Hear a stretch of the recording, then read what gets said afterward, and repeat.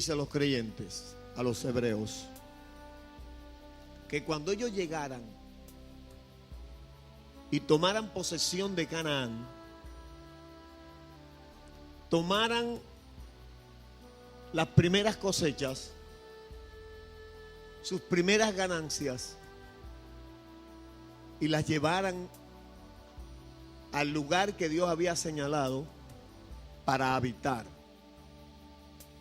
Dios le habla de las primicias: primera cosecha, primer salario,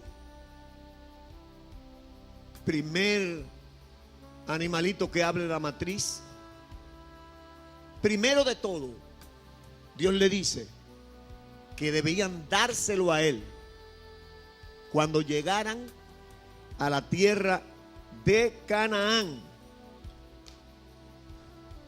Cuando Israel llegó a Sinaí,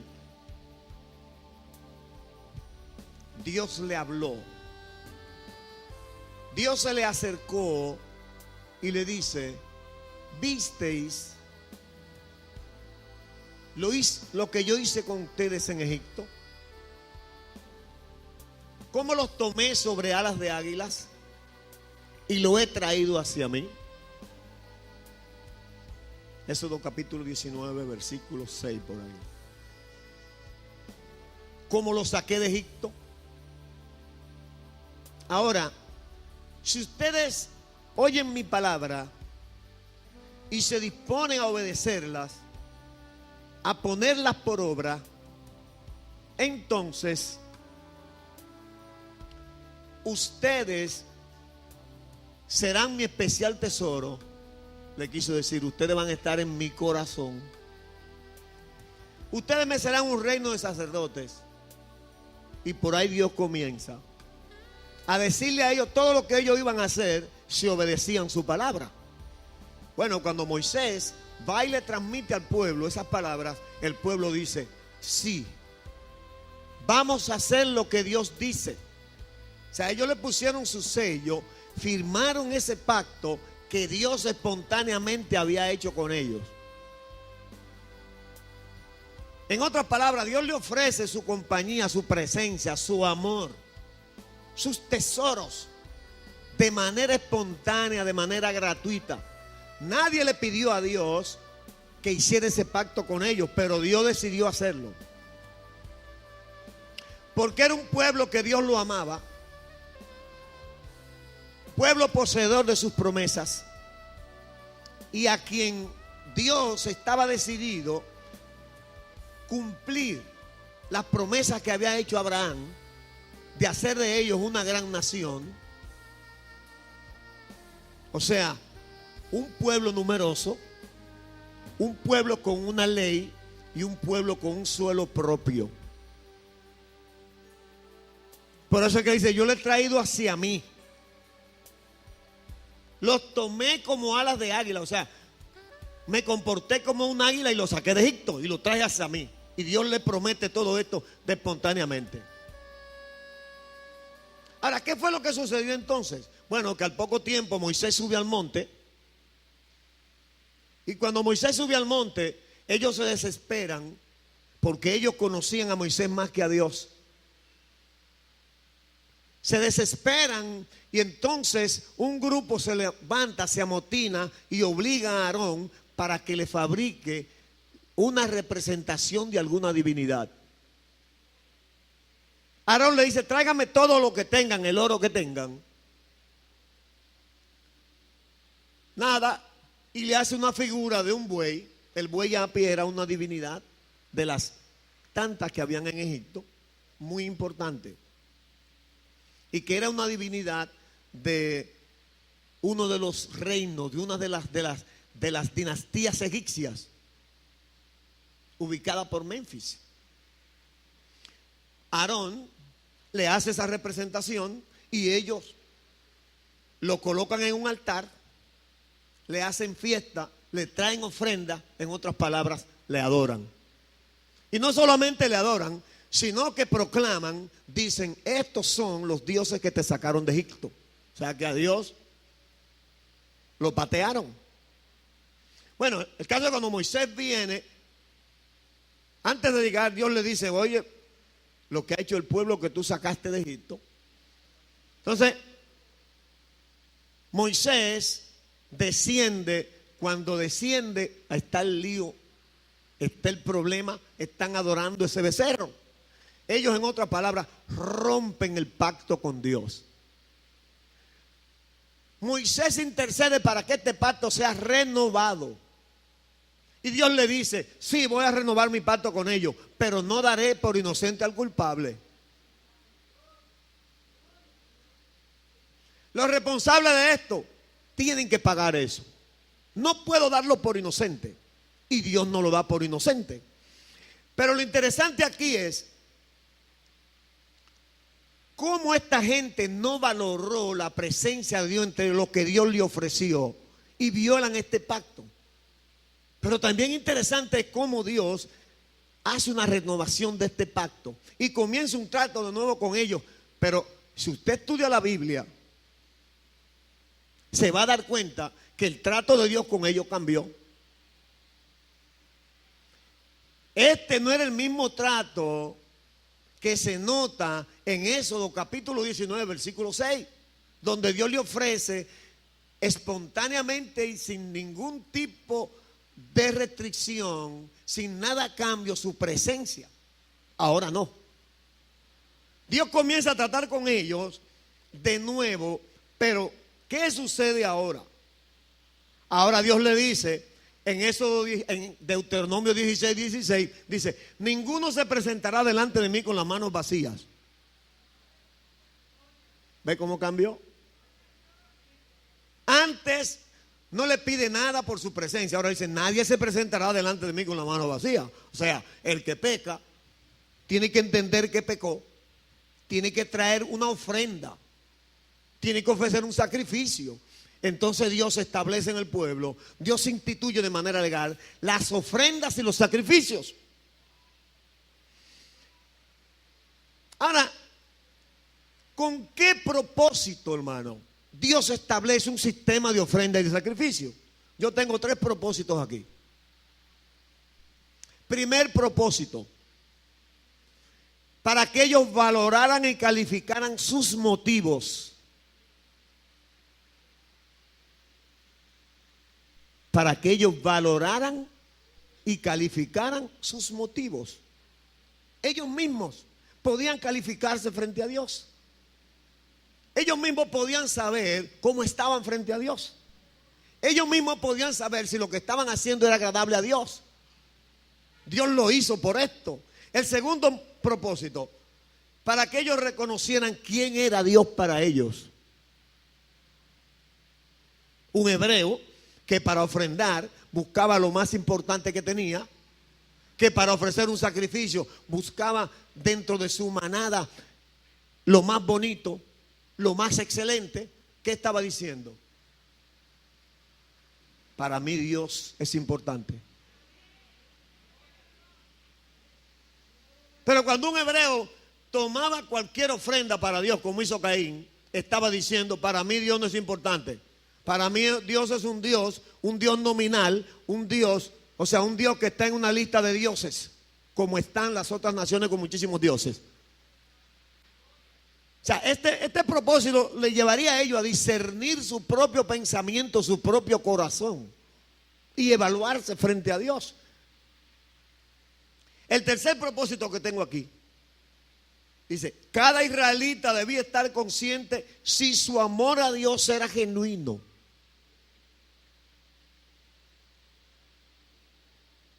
Y yo me pregunto, ¿es mi amor genuino para Dios? ¿Tiene usted la capacidad de evaluarse?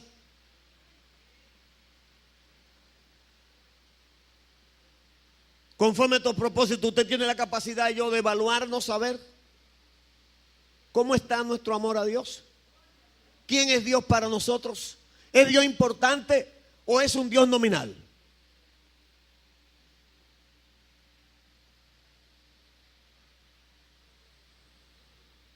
Hay otro propósito, el cuarto, hacerlos partícipes de las causas de su prosperidad.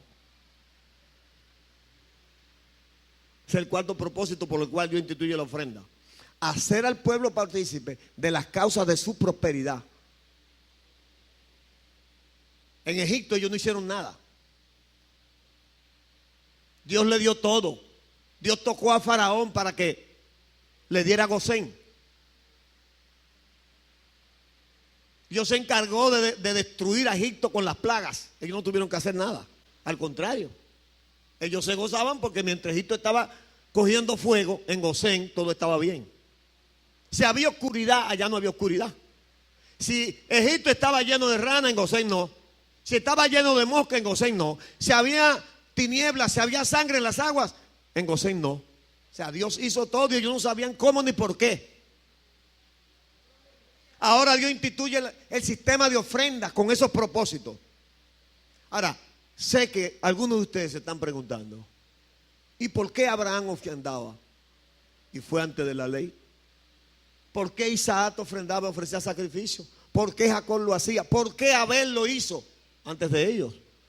Y no había ninguna ley que lo obligara a hacer. ¿Usted sabe por qué? La razón por la que estos hombres ofrecieron sacrificio a Dios, ofrendaron a Dios, era porque eran amigos de Dios. Consideraban la ofrenda y el diezmo como la expresión de su corazón a Dios y querían agradar a su amigo, su compañero, su Señor. No dice la palabra que Abraham era su amigo. Abraham nadie tenía que decirle: diezmo mi ofrenda, porque él entendía que el diezmo y la ofrenda era la expresión de su corazón a Dios. ¿Quién era Dios para Abraham? Por eso Abraham ofrendaba con espontaneidad, porque Dios era importante para él. Él consideraba que era una expresión de lo más íntimo de sus emociones a Dios. Entonces esto nos da la oportunidad de nosotros tener más o menos un concepto de lo que es la ofrenda. Mire, la ofrenda fue instituida por Dios como un principio espiritual que puede ligar al ser humano con Dios, no simplemente con un fin material. Jamás Dios instituyó la ofrenda con un fin material, porque ¿qué necesita Dios? Dígame. ¿Puede usted decirme alguna de las necesidades de Dios? El rey, el dueño de todo, de quien todo el mundo habla, ¿podrá tener alguna necesidad de algo material? Entonces Dios instituye la ofrenda como un principio espiritual que toma nuestro ser interior y que nosotros lo manifestamos dando algo. Lo voy a repetir. Dios instituyó la ofrenda como un principio que toma nuestro ser interior. Primero trabaja adentro, y usted lo sabe. A lo mejor usted ni yo sabemos definir lo que es la ofrenda, pero yo sé lo que pasa en mi corazón cuando tengo que ofrendar. ¿O no? Yo sé lo que pasa en mí cuando tengo que diezmar. Y si es algo que yo considero que es mucho, sé lo que pasa en mí. Entonces no es el diezmo y la ofrenda, no es simplemente la dádiva, lo que entregamos. Hay algo que pasa adentro. Y eso que pasa adentro fue a lo que Dios le puso caso cuando instituyó el sistema de ofrendas y de sacrificios. ¿Por qué? Porque ellos violaron el pacto que hicieron con Él precisamente porque había problema en su corazón. Los israelitas en el desierto tenían una mente dual.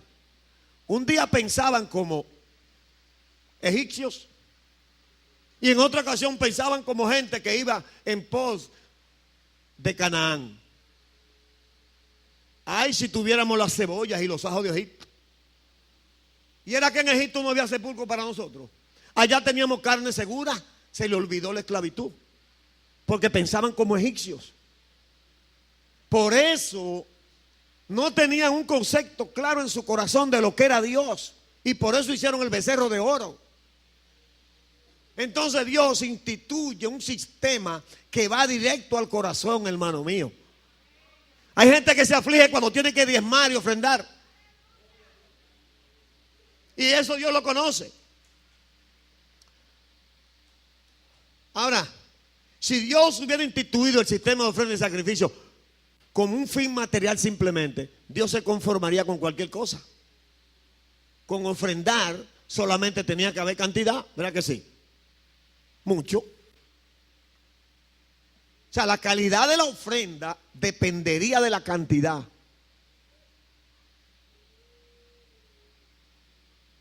Pero ¿qué dice la Biblia? Abel tomó de lo mejor de las ovejas y a Dios le agradó. Caín tomó del fruto de la tierra cualquier cosa y a Dios no le agradó.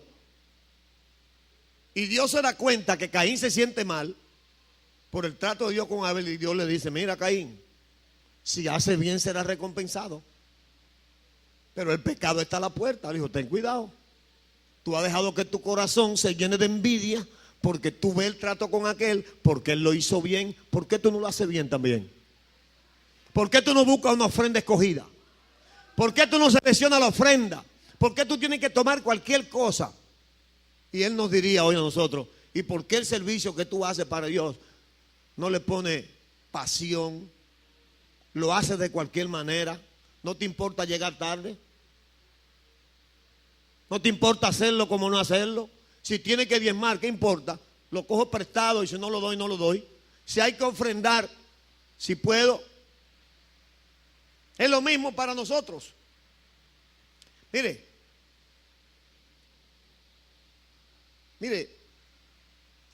en Deuteronomio 15:21 dice: si hubiere en él defecto en lo que se va a ofrecer a Dios, si fuere ciego o cojo, hubieren en él cualquier falta, no lo sacrificará Jehová tu Dios. ¿Por qué? Porque Dios no se conformaba con cualquier cosa. La ofrenda no dependía de la cantidad. La calidad no dependía de la cantidad.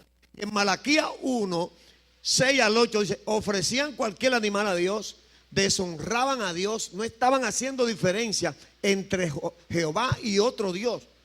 Jehová era un Dios nominal.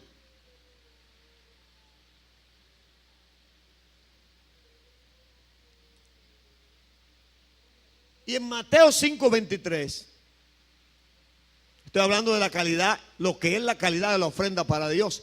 Si traes tu ofrenda al altar, te recuerda de que tu hermano tiene algo contra ti. Deja la ofrenda en el altar. Ve, reconcíliate con tu hermano primero, entonces ven y presenta tu ofrenda. No, ven, preséntala como quieras, no importa que tú seas lo que seas. Usted no ha oído muchísima gente que dice: no importa lo que tú seas, mi hijo. Hoy decía alguien en la clase: ofrenda que Dios te va a bendecir. Eso yo no se lo digo a la gente, pues Dios no acepta todas las ofrendas. Una ofrenda que una gente la consigue robando, no es verdad que Dios la va a aceptar con buena cosa. O matando a la gente, o enfermando a la gente. La calidad de la ofrenda, hermanos. La ofrenda fue instituida como un principio espiritual, y es lo que yo quisiera que nosotros hoy pegáramos en nuestra mente y corazón. Es un principio espiritual. A Jesús le llamó la atención la ofrenda de la viuda. ¿Por qué? Porque dio todo lo que tenía. Dio todo lo que tenía. Jesús le llamó la atención que ella lo que tenía lo dio. En su corazón ella pensó: Dios merece todo lo que yo soy. Si Dios merece todo lo que yo soy, entonces esta ofrenda, ella ni siquiera miró lo que era. Dio todo, dio su capital. Y censuró a aquellos que tenían, que dieron lo que les sobraba.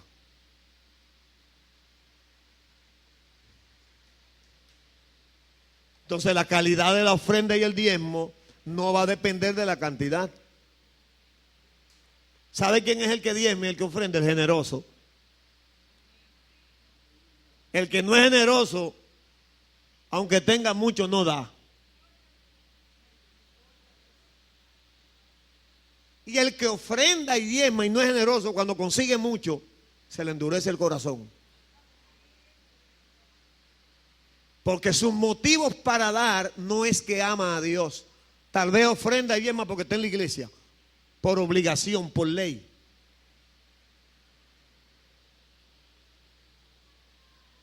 El que es generoso es el que ofrenda, es el que diezma con amor. Ahora, dentro de este sistema de ofrenda, de sacrificio, Dios instituye una ofrenda muy especial, que era la ofrenda de las primeras cosechas.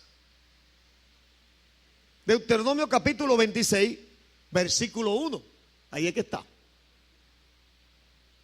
Cuando hayas entrado en la tierra que Jehová tu Dios te da por herencia, y tomes posesión de ella y la habites, entonces tomarás de las primicias de todos los frutos que sacares de la tierra que Jehová tu Dios te da, y las pondrás en una canasta, e irás al lugar que Jehová tu Dios escogiere para estar allí su nombre.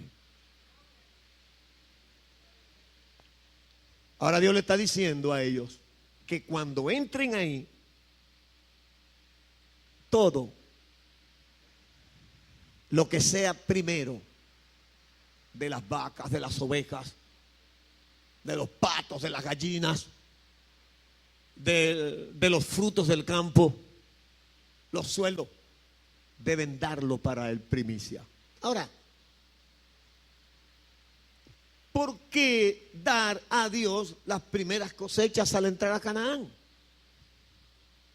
¿Por qué Dios hace esto? Miren, aquí yo tengo 3 razones por las que Dios quería que ellos hicieran esto.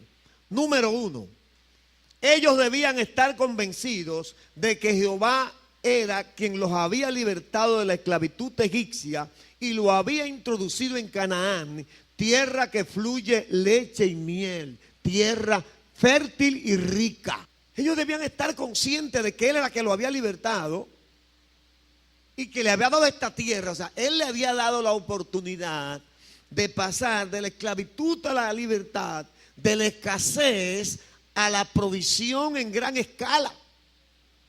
Porque ahora ellos entraban a una tierra que dice que fluía leche y miel. Y los espías que envió Moisés, cuando entraron a la tierra, se sorprendieron. Y cuando vinieron le dijeron a Moisés, es verdad. Y le trajeron frutos. Es verdad que fluye leche y miel. Es verdad que produce mucho. Es verdad que es rica. Es verdad que es buena. Ellos pudieron ver con sus ojos lo que Dios le había prometido. Era una tierra buena. Entonces cuando entraran ahí, Dios le hace firmar un pacto con él de que ellos se iban a acordar que él era que lo había libertado. Segundo propósito, como reconocimiento de que Dios era dueño absoluto, incluso de sus vidas privadas. El reconocimiento de esta verdad les enseñaría a poner a Dios en primer lugar en sus vidas.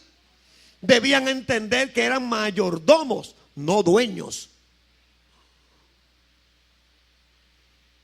El tercer propósito, entregar a Dios las primicias de las cosechas y el diezmo, era una demostración de que ellos estaban agradecidos, contentos. Sus expectativas habían sido satisfechas. No habían recibido menos de lo prometido. Yo no sé cuántos de ustedes le pusieron caso a esos 3 principios.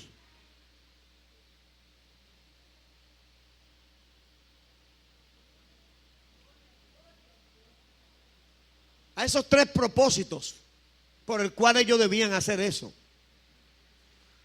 Con eso ellos iban a demostrar a ellos mismos y a Dios que Él era el primer lugar, que Él era el dueño de todo, que ellos eran simples mayordomos, simples administradores.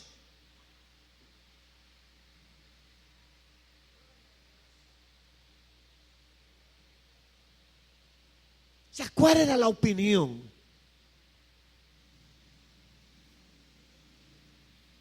que Dios tendría de ellos si ellos no traían esos diezmos, esas primicias cuando entraran a Canaán? ¿Qué diría Dios? le voy a decir algunas de las cosas que yo pienso que Dios diría. Que no estaban convencidos de que Dios era quien los había sacado de Egipto y les había entregado la tierra de Canaán. Si ellos no hacían eso, estaban diciendo eso. 2, que no reconocían que Dios era dueño de todo. Ellos no eran propiedad de Dios. Y 3, no agradecían a Dios, no entendían que todo es de Él y que ellos eran simplemente administradores. Y 4, se declaraban en desobediencia a un mandato divino, por tanto, era un acto de rebeldía y desafío a Dios.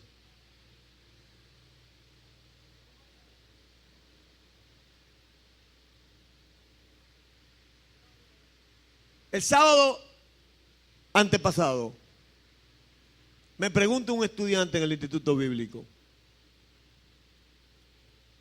una persona que no diezme ni ofrende, ¿pierde la salvación?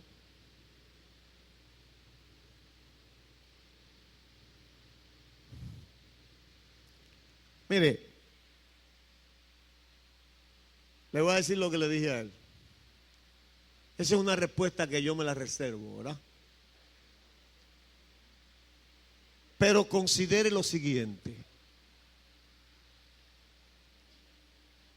Si no diezmo y ofrendo, el evangelio no será predicado. Por tanto, muchas personas irán al lago de fuego, pasarán a la eternidad sin Cristo. Yo quiero que me digan si me están oyendo. Voy a repetir.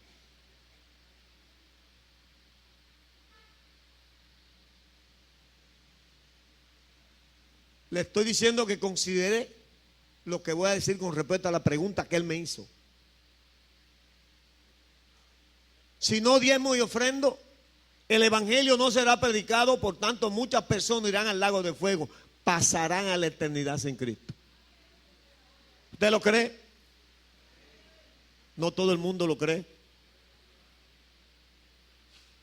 El evangelio corre por el aire. No hay que usar micrófono, no hay que usar televisión ni radio, no hay que usar aviones, barcos, carros para desplazarse de un lugar a otro. La iglesia se mantiene con el aire, el gobierno la subvenciona, gente inconversa le da dinero a la iglesia, la sostiene, porque nosotros no estamos convencidos de esa verdad, de que si no diezmamos y ofrendamos, el evangelio no se puede predicar. Y si no se puede predicar, muchos se irán al lago de fuego, pasarán a la eternidad sin Dios. Mire, el sueño de Dios es que las almas sean salvas. Si yo no participo en esto, no creo en lo que Dios cree. ¿Cómo voy a creer en lo que dice? 2, la iglesia no podrá realizar los proyectos para crecer y alcanzar a más personas si yo no diezmo y ofrendo. Esa es una pregunta particular.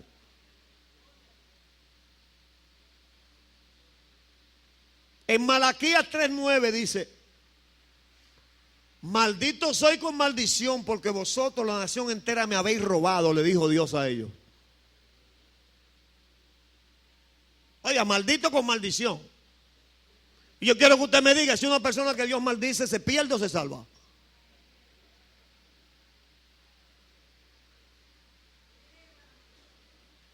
Hay una maldición para el que ignora a Dios y sus propósitos. Para el que reconoce que es un administrador y no un dueño. Nosotros somos administradores. No somos dueños. Hay una opinión de una persona, lo tengo por aquí,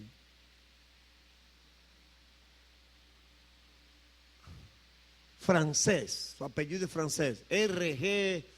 como Rastrau, así, que él diezmaba el 90% de sus entradas. Eso es de llamar la atención. Le estoy hablando de una historia, no me estoy inventando algo. Es algo documentado como histórico. Bueno, alguien que lo ve y le llama la atención le pregunta, pero venga acá, señor, ¿y es verdad que usted le da el 90% a Dios? Dice, no. A Dios nadie le da nada porque todo es de Él. Yo le retengo el 10%.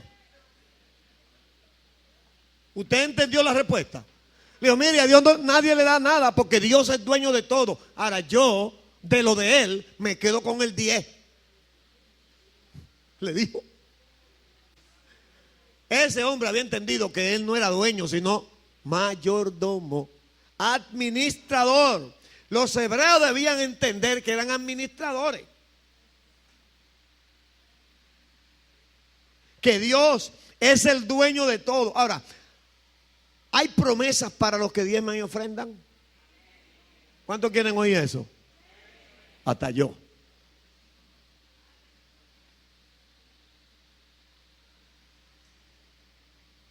Hay promesa de cosecha abundante. Yo creo lo que la Biblia dice, señores. La Biblia es como hay leyes que no se prestan a interpretación privada. Hay leyes que las cámaras las hacen y el presidente las ratifica y la ponen en ejecución y de momento aparece un juez que lo interpreta. Y dice, no, yo creo que esto es así. La Biblia es una ley que no se presta a eso.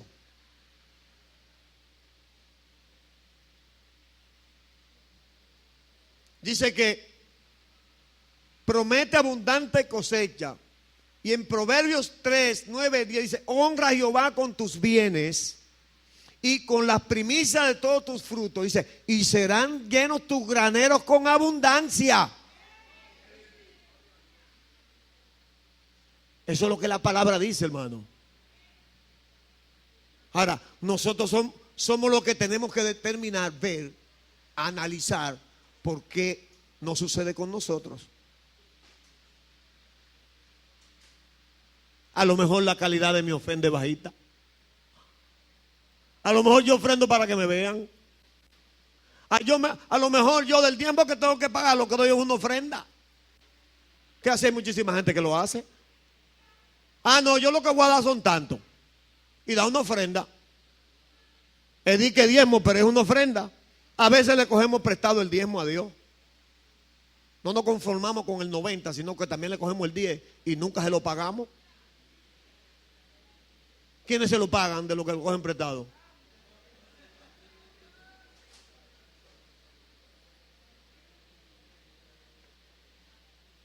Entonces, si yo soy una persona así, que para mí Dios no es tan importante, y yo lo hago de esa manera tan frívola y tan vaga, mi diezmo, mi ofrenda, entonces esa palabra que dice el proverbio no se va a cumplir en mí, Eso es para gente que diezma y ofrenda con calidad. ¿Cuál es el que ofrenda con calidad y diezma? El que entiende lo que es. El que entiende que es una expresión del corazón. Y lo quiere hacer para agradar a Dios. No para agradar a nadie. Nada para que nadie se sienta bien. Sino para Dios, que es el dueño de todo. Dice, dad y se os dará. Medida buena, apretada, remecida y rebosando, darán en vuestro regazo.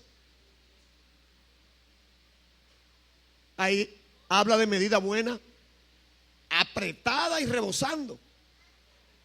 No poco, sino mucho. Esa es la promesa de Dios. Averigüemos por qué no se cumple en nosotros la promesa de Dios, señores. Una promesa es un llamado de Dios a conquistar. Una promesa no es un dicho de Dios para que esté en nuestra mente y nos sentemos en una silla a esperar que venga. No, una promesa es un llamado de Dios para conquistar. Entonces, la bendición que Él nos promete, tenemos que conquistarla. ¿Y comienza cómo? Con una ofrenda, un diezmo con calidad. Hermano, no le robemos a Dios. Que eso trae maldición. El que le roba a Dios, eso trae maldición sobre su vida. Si usted le robe a Dios, observe para que usted vea que usted ha perdido más que lo que le ha robado a Dios. Para que lo sepa. Si usted no lo sabía, anótelo y averígüelo. Póngase a ver su vida, a ver si usted no ha perdido más que lo que le ha robado a Dios. Ha dejado de disfrutar con gozo, con alegría lo que Dios le ha dado. Porque vive robando. Dice que Dios dará semilla, dará la lluvia, el sol, el crecimiento, el fruto, la cosecha. Dice que Dios da generosamente. Aleluya. Traed los diezmos al alfolí y hay alimento en mi casa. Y probadme en esto ahora, dice Jehová de los ejércitos, si no abriré las ventanas de los cielos y derramaré bendición hasta que sobreabunde. Oiga eso, hermano. Y dice un poco más, reprenderé por vosotros al devorador y no os destruirá el fruto de la tierra, ni vuestra vida en el campo será estéril, dice Jehová de los ejércitos. Amén. Hermano, yo creo en eso. Yo lo que Dios dice lo creo. Si no tenemos bendición, analicémonos nosotros mismos. Dios no quiere mal para usted. Dios quiere vida. Dios piensa bien de nosotros y no mal. O sea, Dios no piensa mal para usted. Dios piensa bueno para usted. Ahora, si no lo recibe bueno, el culpable soy yo. Debo analizarme para ver por qué los principios divinos no son realidad en mi vida. Yo soy el que tengo que analizarme. Soy yo quien tiene que analizarme. Porque la promesa está. Y Dios no es hombre para que mienta. ¿Lo cree usted, hermano? Sus promesas son fieles y verdaderas. Y yo sé que si abriéramos un espacio para gente testificar cómo Dios le ha provisto por ser fiel en su ofrenda y su diezmo, no tenemos tiempo para eso. Porque aunque hay mucha gente infiel y que le roba a Dios, hay mucha gente que es fiel.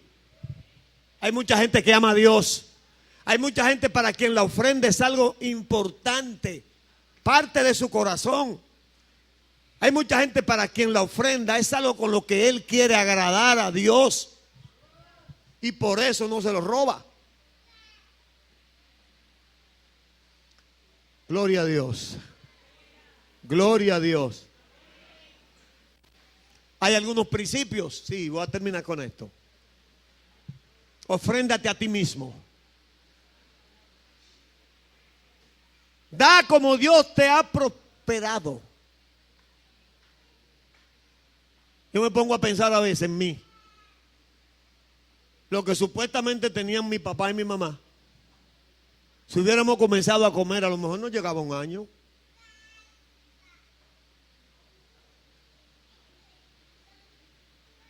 Y ya yo tengo 62. Todavía encuentro zapatos para ponerme, pantalón, ropa, hasta un saquito. Vivo en una casa. Dios me da la provisión para comer. Y voy yo a decir que eso era de lo que esa gente tenía. No, hombre, esa es la provisión de Dios en mi vida. Esa es la provisión de Dios en mi vida. Todo lo que hay en mi vida es de Él. Mi vida propia es de Él. Porque Él me ha dado demasiado. Dice que demos alegremente y con libertad. Cada uno dé como propuso en su corazón, no con tristeza ni con necesidad, porque Dios ama. ¿Lo puedes repetir? Dios ama. Voy a terminar con estas palabras. Póngase de pie. Aleluya.